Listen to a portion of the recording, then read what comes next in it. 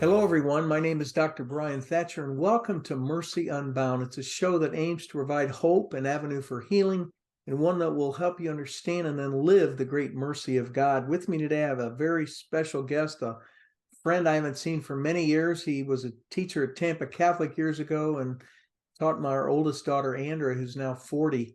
It's hard to believe, but Bobby has had his life changed dramatically many years ago. His sister, Terri Schiavo, most of you recognize the name. Talk a little bit about her. She suffered a brain injury years ago and basically was starved to death and allowed to do so through the courts. Her mom and dad, devout Catholics, told her husband that they'd be happy to take her home and take care of her, but he didn't want anything to do with that and kind of wanted to move on. I know the episode had a profound effect on Bobby. He has a beautiful website. I really encourage you all to go to lifeandhope.com, and we want to spend some time on that and just reconnect with Bobby. And tell us a little bit, Bobby, again, give us a little history of your life going back to early 2000s. Yes, well, as you said, it's great to be here. Thank you. As you mentioned, I was teaching at Tampa Catholic in the early 2000s. I started there in 1997, and really enjoyed my time there. I loved the kids. I loved teaching. I taught mostly science and some mathematics. And during that time was when the case with my sister started, which was right over in Pinellas County. So that started to really the more the case kind of progressed through the courts, we didn't know. I mean, it kind of created a life of its own. We never anticipated the publicity it was going to receive. But so during that time, starting in 2000 up until 2005, I was teaching, and Terry's case was going through the courts. And yeah, it was a time in my life I'll never forget. And subsequent to Terry's death, we started a nonprofit, and we're continuing to advocate for people like Terry, because what we saw in Terry's case was not isolated, and it continues to happen every day. And we can talk more about what I mean by that in our healthcare system. And I think there's a lot of people don't realize just really how vulnerable we are to our healthcare system today. What was her diagnosis? And on your website, share with us some of the things you discuss about her condition and how it's often misdiagnosed, and medical care tends to want to push them over the edge. Yeah, I mean, I guess a double-edged sword. One of the things, Terry's case, because it did gain so much publicity, it went through the media channels, and unfortunately, there's a lot that's been reported by the media that's still in the media, so to speak, that are inaccurate about my sister's case and her condition. So much of it gets regurgitated, and it's wrong. I see it all the time. Terry's case is still, although it's been almost 20 years now, it's still brought up over and over again. It's referenced quite a bit. And she back when she was 26 years old, back in 1990, she was home alone with her husband, Michael Schiavo, in St. Petersburg, and she had an accident, and we still don't know. There's been no determination what caused her accident, but she went several minutes without oxygen, and she experienced a profound brain injury, a pretty severe brain injury. And subsequent to that, I mean, not to get into all the details of those first few weeks, but she was essentially breathing, sustaining, being sustained only by a feeding tube. She had difficulty swallowing because of her brain injury, and needed a feeding tube to administer her food and hydration. And she needed others to take care of her because she was disabled and was unable to take care of herself. But there in those first couple of years, my family and Michael was her guardian, so he had 100% control as far as her medical decisions. But my parents and Michael would take her places, to the movies. My mom would take her to the hairdresser. She needed a wheelchair, but that was all. So it's again, her condition was really misrepresented. They kind of portrayed her as being bedridden. That wasn't the case, and I think that was deliberate by Michael and his attorney. They wanted the public to think that she was, she had this horrible quality of life, and it was in her best interest to, quote unquote, put her out of her misery. But that wasn't the case at all. She had a severe brain injury, needed a feeding tube, and aside from that, she still had um, sacred. She was had her. How do you say it, Dr. Thatcher? She had all the sacredness that we all have, all the Right. value that we all have, all the human dignity that we all had. She never lost that. And my parents loved her the way she was and wanted to care for her. And unfortunately, they're up against uh, a strange husband who was hell bent on killing her, and he was successful in doing that. Yeah. Bobby, I don't know if you remember, but I was a gastroenterologist, and I put in hundreds of feeding tubes, and Oh, I I forgot could about that. Yeah. I could put a feeding tube in 2 minutes. It was not a difficult thing. And Pope John Paul and the church has always taught that simple food and hydration are not heroic measures. These are not heroic, not like you're on a ventilator and you're sustaining things. This is simple, and yet that didn't matter, did it? They wouldn't even let her have a feeding tube. No, I mean, this has been going on for many, many years now. That's kind of the direction of our culture, and we've been indoctrinating the thinking suffering's a bad thing, and um, people with disabilities, uh, we can justify ending their lives for certain reasons, and certainly Terry was fit that category of someone who had such a profound disability that Michael had every right to end her life, and um, they wanted to portray her as someone who was experiencing this horrible suffering, um, and a lot of people agreed with him, and a lot of people agree with continuing to justify or rationalize uh, ending the lives of these individuals, terminating their treatment, stopping treatment based on what we believe is mercy, so to speak, or a death with dignity, so to speak. And we've been doing this now for 20 years, and some of the things and calls that we get, it's just chilling what's happening in our healthcare system today, and how we're treating each other, particularly those with disabilities and the elderly. Years ago, I remember reading about in World War II, Hitler killed about 75,000 elderly recovering people who were in the hospital because he needed the beds for the wounded in the war. So you would say, yeah, we need beds for the wounded in the war, but the method was terrible. And, the old saying, the end justifies the means. So these elderly people were just killed, euthanized. And again, we're talking merciful because we have to take care of these young war veterans. And then a couple of years ago, I was reading in Belgium, I believe it was Belgium or Netherlands, a doctor had written that they had cured Down syndrome. And I thought, cured Down syndrome? That's a genetic abnormality. And you read the article and it said, yeah, they abort all the babies who found an amniocentesis and prenatally had Down syndrome. They just abort them all. And I thought, well, that's not really a cure, it's kind of sick.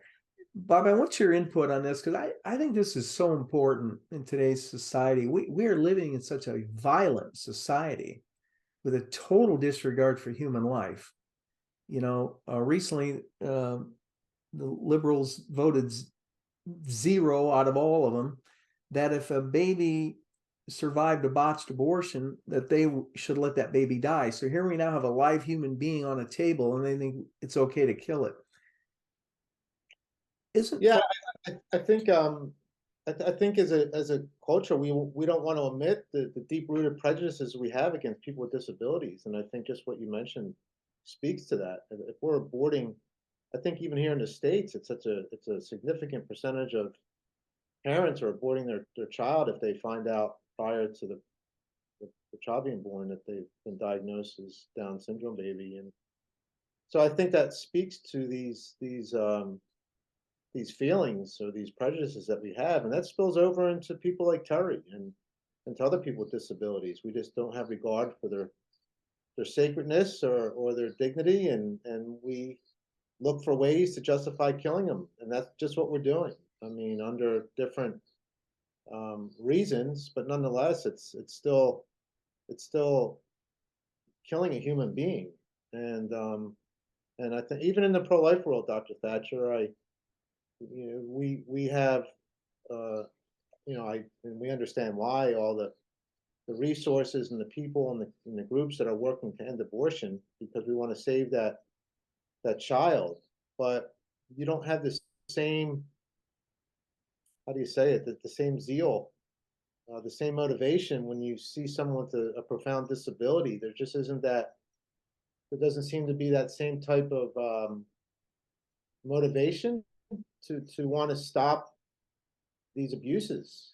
We don't see much happening legislatively. We don't see much happening in the pro-life community to protect people with disabilities from deaths like Terry, and it's worsening, and even the elderly. So we have a real problem.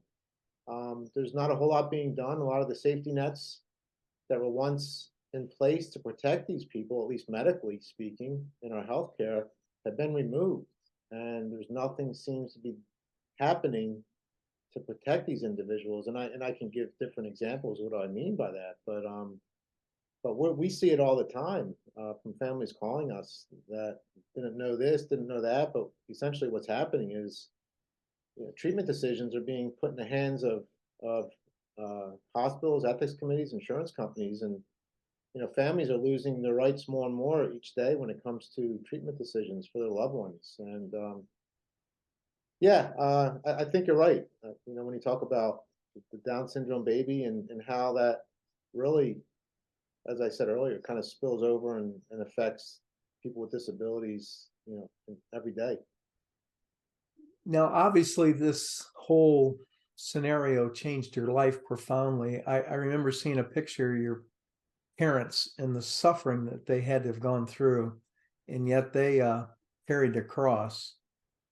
Tell us about your website and what are you doing now?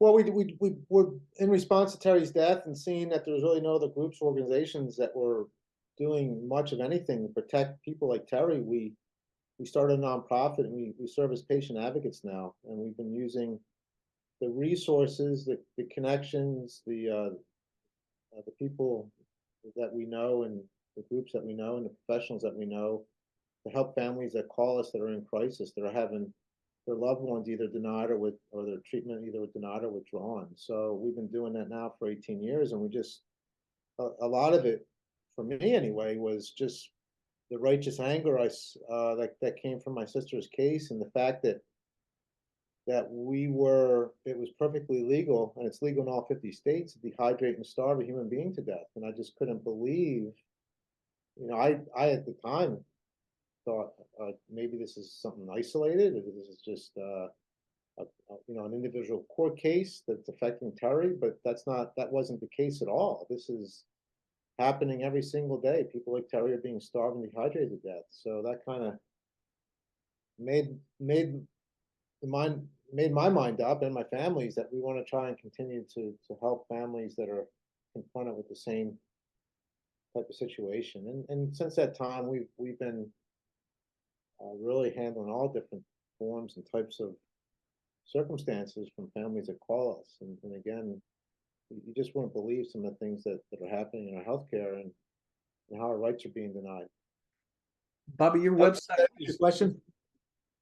I was just going to say your website is lifeandhope.com, and it's a beautiful, very thorough website. And I encourage everybody to look at that website. But give us an example or two of some of the stuff you're seeing. Well, I can just generally speaking. So what happens, so say a family, and I'll say this scenario in one form or another has happened, many times the past 20 years, 18 years we've been doing this, but someone might experience a brain injury. They get admitted to the hospital, and the hospital rushes to a diagnosis that they believe the person is not going to improve or experience any type of significant recovery, and they start pressuring the family to stop treatment. And the family, so they're not only faced with a loved one who's now, that been traumatized by a loved one who's been, have experienced a one day they're fine, the next day they're in a hospital with a loved one who has a serious brain injury, and now they got to deal with the hospital that's pressuring them to stop treatment. So you can imagine what they're going through. So hopefully, if they know that we're available, I mean, a lot of families don't even know that they can question doctors, they can question their decisions or their diagnosis and ask for a second opinion. There's a lot of patients have rights, but we know that families don't always know that they can do things to try and help their loved ones. But nevertheless, if they do call us, we assess the situation, and if it is something where it's similar to what I described, most times if we can get an attorney involved to intervene, and we have attorneys that we have across the country that we can connect families with that will help the family, and we call it remove the threat. And once an attorney gets involved, usually the hospital will start to cooperate and give the family time to see if in fact their loved one can respond to treatment. But that's just a real basic scenario, and that happens over and over again, Dr. Thatcher. I mean, families, decisions are made so quickly nowadays to stop treatment, particularly after a brain injury, without giving the person the time that they might need to respond to therapy or treatment. And families just don't know what to do, they don't know where to turn. So hopefully, if they turn to us, we can at least afford them more time. And that's a goal. It's an objective of ours when families do call us, is at least try and give them more time to see if they can respond to care and treatment. It's interesting you cite that, because a few years ago, a priest told me that exact same story. Gentleman's mother had a bad stroke, and within 8 hours, he said, stop everything. And you got to give the brain some time to heal. And well, just to interject, and I follow this stuff every day, but we're seeing more and more studies and research that are being published that's saying just that the brain needs time. That the one thing we're learning more than anything is that it's not the brain, and every individual is different. Every individual responds differently to treatment. You would know that as a doctor, and individuals need time, and it's not always the same protocol for each patient. So it seems as though we're moving in two different directions. We're having all this research coming out that's exposing the fact that the brain needs more time, but yet it seems doctors are making decisions quicker and quicker to end life based on a brain injury. So what's it going to be? Are we going to start listening to the research and following the research and give these patients more time, or we can continue to, cost containment, right? Healthcare rationing. Don't want to spend the money to give these patients time because it's going to be too costly to see if in fact they can recover. It's a lot less expensive to end their lives, or try to get their organs for donate the organs for someone else, rather than see if this person can respond to treatment or therapy. Are there any other areas that people call you about, or is it essentially brain trauma cases? Oh, no, it's all strokes that you had mentioned. We get a lot of calls for elderly Alzheimer's. They want to remove feeding tubes, and we get a lot of calls. Ethical questions. Give us an Families. example of that, Bobby. Well, if is it proper to remove someone's feeding tube? Is it ethical to stop a ventilator, to remove a ventilator? Questions like that. And I mean, you just can't answer those questions with a broad brush, Dr. Thatcher. Right. Each case it's a case by case situation. It depends on the medical details. It could be really ethically thorny. It is appropriate. There can be times where it is appropriate to stop it, to remove a feeding tube. But again, it depends on the case. But generally speaking, food and water is basic care, and we're obligated to provide that to a person if they are not dying and they can assimilate food and hydration through a feeding tube. But depending on the situation, it could be appropriate to stop food and hydration through feeding tubes. So, and the same thing with ventilators. I mean, ventilators are oftentimes a bridge that a person might need. They might need help breathing to give them time to recover. So ventilators aren't necessarily permanent. They could be a temporary solution to a medical problem. So you just can't say give a blanket answer to medical decisions for each and every case, right? It just Right. really depends. And we also get a lot of calls on medical directives. Should we, what forms should we use? Uh, which are good forms? Which are dangerous forms? Should I sign this? Should I sign that? And I don't believe you should sign anything. I don't think you should even fill out medical directives. I think you're much safer appointing a healthcare agent, someone that's going to speak for you.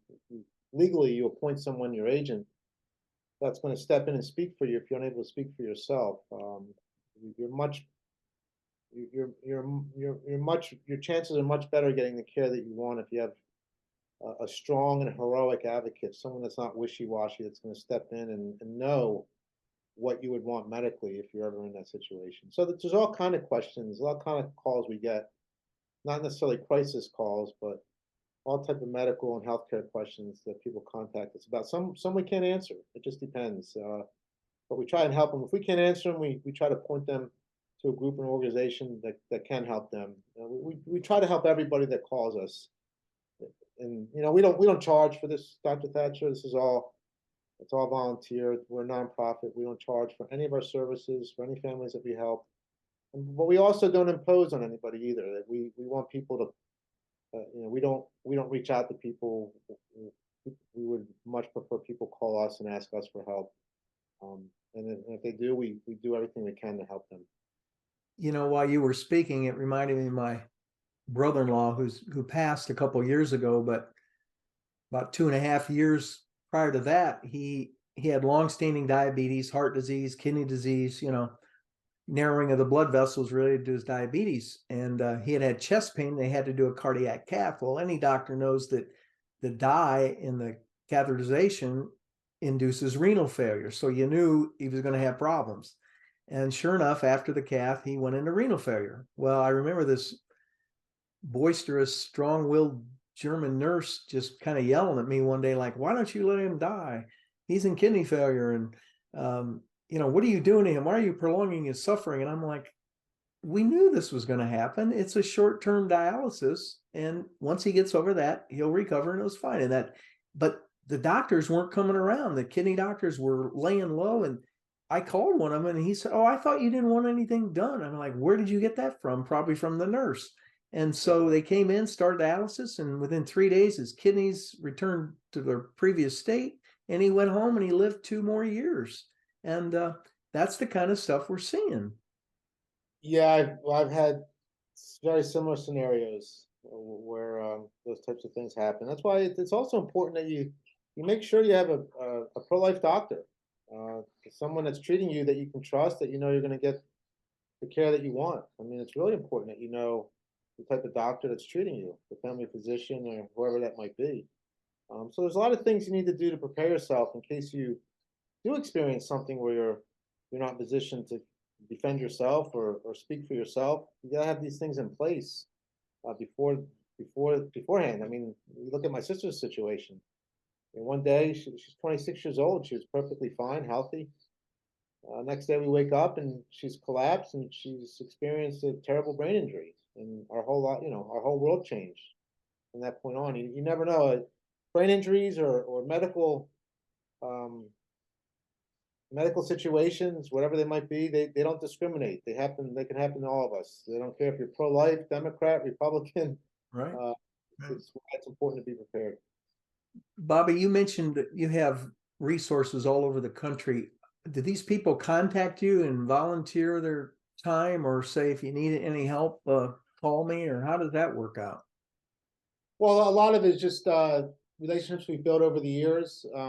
We also work with physicians. There's some uh, different uh, groups like Catholic Medical Association, Christian Medical Association. We can contact them to see if there's doctors, depending what kind of where it is in the country, that might be able to help. We have some uh, attorney outfits, same thing. They have attorneys that work with them and network all over the country, so we can call them to see if they have an attorney. So there's different organizations that are kind of set up this way that have doctors in different parts of the country. I mean, they're not always guaranteed they're going to help, but at least we can reach out to them to see if they're available. So, and it's just, as I said, Dr. Thatcher, it's just relationships we build up, relationships we built during Terry's case, and then relationships that we built subsequent to Terry's death that we have with these organizations. There's not a lot of organizations, patient advocate groups, pro-life anyway, that are doing what we're doing.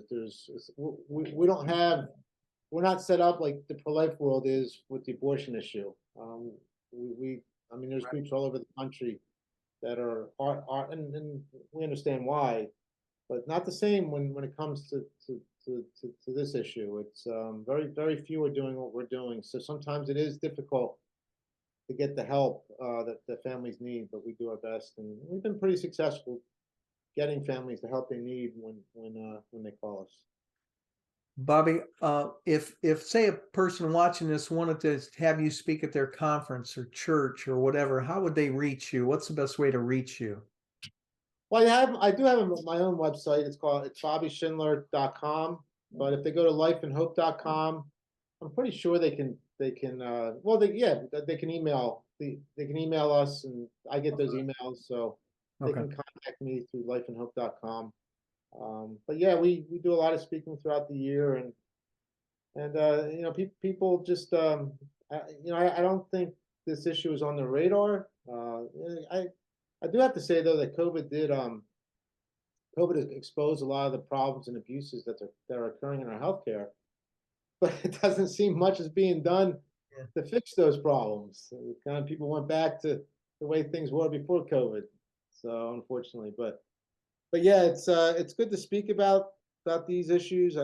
When I do speak, people are surprised on really some of the things that are happening in healthcare and just how our rights are being eroded, and we're losing those decision-making power when it comes to treatment and care. And again, I think it's all part of the solution to our world of violence and disrespect for life. Well, when you can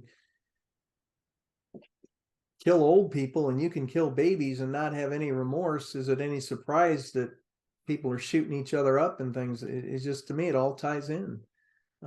I couldn't agree more. I think much of what we're seeing today is a consequence of the abortion issue. When you start, I guess, coming to terms with killing an unborn child, I mean, you can rationalize or justify killing anybody at that point. It's hard for me to trust anyone that would allow the death of an unborn child. If they can somehow justify doing that, then I would not put it past them that they wouldn't be comfortable killing, the elderly or the disabled. Right. That's what's frightening, Dr. Thatcher. Someone said to me one time, or it was a quote someone read to me. They said, once parents can kill their children, how long will it be before children will start killing their parents? And I think that's so true. Again, you get that mindset of being okay or desensitizing us to killing the unborn child, and essentially nobody's safe at that point. And I think that's what we're seeing today, and it's just expanding. It's just it's affecting so much of our culture, really globally. We're just seeing death infiltrate. I mean, it's just become ubiquitous. I mean, look at the assisted suicide issue. It's spreading like a virus, no pun intended, but we're up against it, Dr. Thatcher. I don't want to sound negative. I mean, I'm sure there's some bright spots out there, but we are up against a very aggressive agenda, and I just it scares me how comfortable we are with justifying and killing people like Terry and the elderly and people with disabilities. It's like, as Wesley J. Smith says, you might know him. He's a bioethicist, been in this issue for many, many years. He's been kind of the canary in the coal mine. He said once you accept killing as an answer to suffering, that there is no bottom, and the slippery slope never loses. It's going to always win, and I think that's exactly what we're seeing when it comes to the killing of children, the killing of the unborn, and now the killing of the disabled and the killing of the elderly. Well, Bobby, after all these years, it's just great to see you again and chat with you a little bit. I think of your parents. I don't think I ever told you this, but I went one day and prayed at the hospice center in St. Pete when Terry was still alive. And, I remember the case very well. And as you said, it can be discouraging, but behind me is the answer to all this. And, Jesus is the light of the world. Martin Luther King said, hatred cannot drive out hatred, only love can. And darkness cannot drive out darkness, only light can. And I want to encourage you to keep being a light in the darkness. Your parents suffered tremendously. You have too. And just keep up the great work. The website again, lifeandhope.com. Look at that website. You can learn so much from it. And if you have any questions relating to the issues Bobby's working with, feel free to reach out to him. And Bobby, thank you again for joining me on Mercy Unbound. And people, I hope you enjoyed the show. Please share it, and let's pray for life. God is love. So thanks again, Bobby. Thanks, Dr. Thatcher. Well, by the way, I haven't seen you in probably, 15, 20 years. You look the same. You look great. So I really appreciate the invitation. And we need to look to Christ and know that with him, we can never fail, I guess, is and he is our only answer. So you're absolutely right. Well, if you ever get down this way, look us up, and God bless. Keep up the great work. So tell your daughter for me too. Thank you. I will, Bobby. God bless. Thank you. God bless you. Please subscribe to our YouTube channel for the video portion. The podcast can be heard at anchor.fm/Dr. Bryan, Bryan Thatcher, Thatcher, and on all the major podcast forums. I would love to speak at your church or conference, and please consider supporting our efforts to spread the truth to a hurting world. Thank you again. And for more information, go to the website at drbryanThatcher.com.